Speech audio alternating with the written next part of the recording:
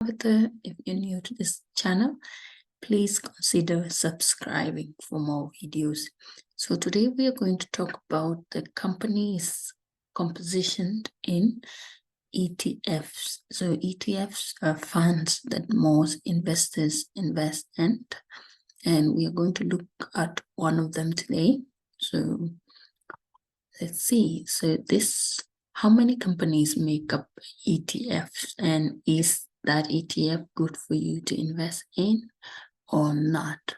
So this is what we're going to talk about today. So will you be able to decide on the information that you know about the ETF, or how many companies make up that ETFs? So that's the goal of today. So if you're new to this channel again, so subscribe for more. Agendas of today would be like defining what is ETFs. So ETFs we have talked about in this channel before. So if you want to check one of the videos that define what ETF is, and then you can check the link on this video. And then the next thing will be the types of Canadian ETFs. But in this video, we are going to talk only about one of the ETFs, and then we will talk more about these ETFs, and you see if this is something that you will think of adding into your portfolio. So the composition companies of the ETF, so we will look at that too. So let's get in and we talk about what is ETFs. What is ETF? So have you heard the word before? An ETF is a fund. It's exchange traded fund. So it is traded in the stock market. And this is a fund that is made up of many companies' holdings. And if you buy it, it's more diversified and the risk is very low. So many people, investors who like the security, like to minimize risk, they always invest in this ETFs, so they don't have to worry about losing the money or all the stuff, because ETF is more diversified because it has many companies holding in one fund. So it's the type of investment fund is also known as exchange traded product. It is traded on exchange, stocks exchange. So in the US, it's also traded in the stock exchange. Here in Canada, it's also traded in the stocks exchange. So let's go ahead and talk about that. So the type of Canadian ETF that we're going to look at today is XIC. So this is the one that mostly I use for only capital gain, because it doesn't really pay much dividend, because in the US, some of the companies that make up XIC, they are tax companies, and those tax companies don't pay much, no dividend, so they don't pay dividend. So that reduced the amount of dividend that XIC as ETFs pays out. But many people use it for diversification and for capital gain. So if the price of this XIC fluctuate, and then you can make profit over time, right? So it's on the entire Canadian stock market. So it means like many companies in XIC, it makes the entire Canadian stock market, means it has many of the Canadian big companies. So things like financials and energy, utilities, and all those kind of companies. So XIC has a lower cost, so the management fee is low. So if the person that is assigned to manage this fund, say they only charge less every year. So designed to be a long-term holding. So that's what I was saying, like people just buy XIC for diversification. So they put some of their money there, and then once they get the capital gain, so they will maybe sell it. So, but it's not mostly, majority of investors don't use it for dividend, because they don't pay much dividend. So XIC is a cap fund imposed on an upper limit on the amount of fee it can charge investors in any given year. So this means that the management of this fund has a limit, so it doesn't increase. It's fixed.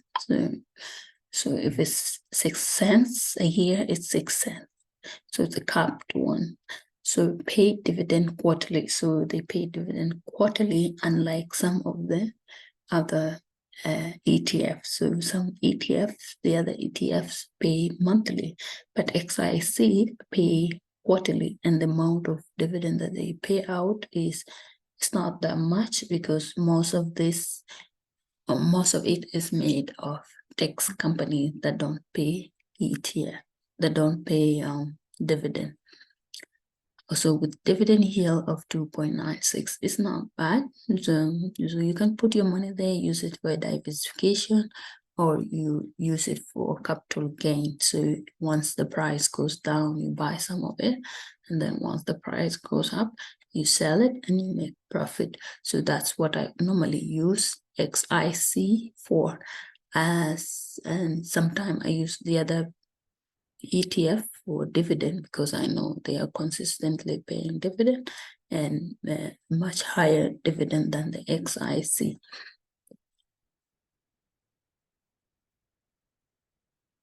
XIC has many features. We're still on this, and so the overall market of ETFs, it grows over time. So it's not like a drop over time, it grows over time. So it could grow 10% or maybe 8.36 over the past 10 years. So the next one will be the fees. So XIC. So this is some of the things that you consider to when you are investing in ETF, but most of the ETFs, the fees, the management fees is very low. So fees is something that you don't have to worry if you have confidence in that fund and you want to invest in it. So management fees is 0.05%, and management expense ratio is 0.06%. So it's very low, and you do not need to worry about that. So the indicator, so the risk indicator for this is just medium, which is buy. So you can buy it because there's not that much risks that is involved in this, and you can use it for diversification. You can use it for as a long-term hold. So it's medium type. And then now we can see how many companies are in XIC. So how many companies, and does that give you a confidence of investing in XIC? Because it's a fund and it's made up of many companies. So if one company is not doing well, so that company would be removed and replaced with another one. So the dream of losing money because you have invested in this XIC is non-existent. You cannot lose money because you're dealing with so many companies. Anything could be removed when they're not performing well. With top 10 holding account for 36%. So most of the top 10 of companies that make up XIC on the Canadian market are the financial, energies, and all those stuff, which are like the really strong companies that are holding the Canadian economy together. So you are in good hands if you buy XIC, but everyone has different reasons why they are invested in XIC. For me, I use it for capital gain. Some people use it for diversification over the long term, and then when they hold it, they can make profit through capital gain too. So why would you want to put XIC into your portfolio? You can now base your decision maybe on the information that I have just presented, and it's good. So companies holding. So this is the company's holdings are companies holding on the side of Canada. So industrial companies in XIC. So it would be like stuff like Canadian National Railway. So this is the older company, and it's not going anywhere because it's something that we need and it's used to transport goods and services across the country and even to the US. Canadian Pacific Kansas City Ltd. So these are industrial companies who are found in XIC. So the other companies holdings will be a different industry, which is here we are talking about technology. Information and technology in XIC. So this is some of the example to just give you a heads up. So here we talk about Shopify, Subordinate Voting Inc. So Shopify shows much growth over the first few years. So information technology, this company is NXIC. So another industry that have companies holdings in XIC will be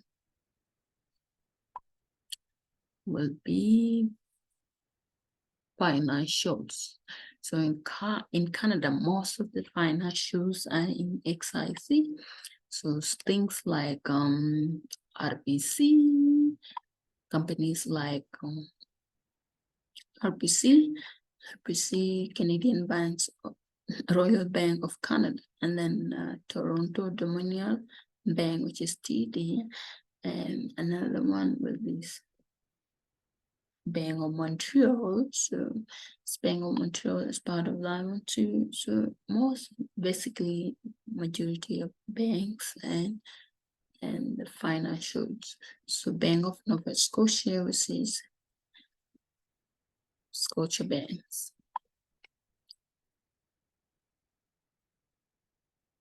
Brookhoff Plus. So all of those ones make the financial companies in XIC. So those are the companies that make it up.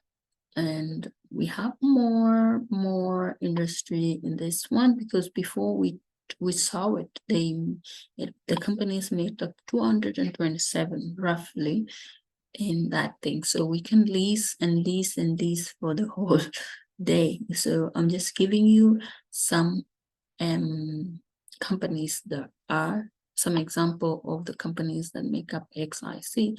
And in the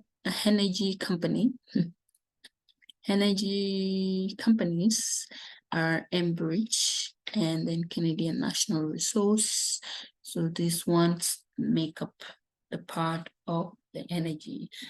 And then if you look at the percentage distribution of what make up what is like the type of companies and the fund percentage. So in the Canadian market, the financial hold the higher and the largest percentage when it comes to the composition of XIC. And then the second one would be energy industry that make up 17%. And then you go to industrial, which is 13, material 11, technology, information technology, and then you have consumer staples, your utility, communication, consumer, discretionary, and real estate, care, healthcare. So all of this just make up the composition of XIC. So this will give you a confidence that, okay, these are well-known companies and they come from different industries, which is more diversified. You will have problem if you only investing in financials or maybe only in energy. But if you look at this, altogether, the companies that make up this fund, they're from different industries. So we are more diversified and secured, and you can go try it and see how it goes. So if you're new to this channel, subscribe for more video, and I